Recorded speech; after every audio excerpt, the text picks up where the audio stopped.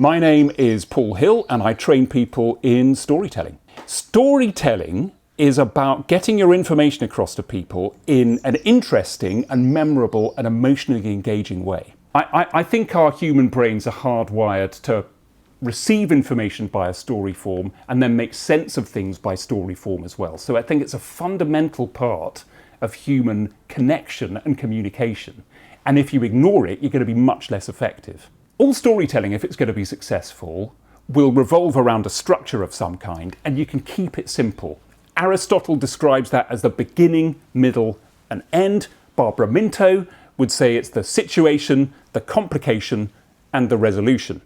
The situation means that what you're talking about is explained and makes sense to the audience. The complication is an event that's changed things, and that brings a bit of drama into the proceedings.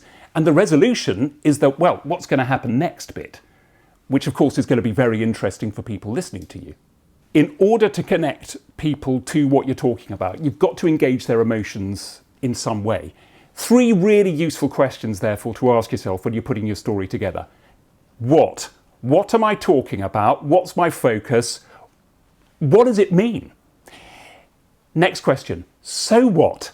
I know that I care about it, but why should anybody else be interested? And that's where a lot of the storytelling techniques that you can bring in will be so relevant. Final question, now what? As a result of what I've told you, what's going to happen next?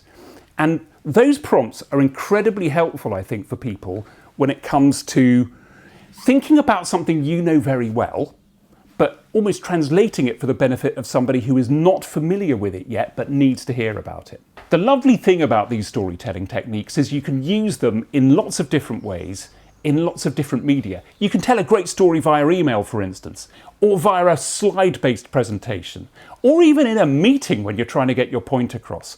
What it requires is for you to have thought about it a little bit beforehand, shape your material using the structure to make it really interesting and memorable.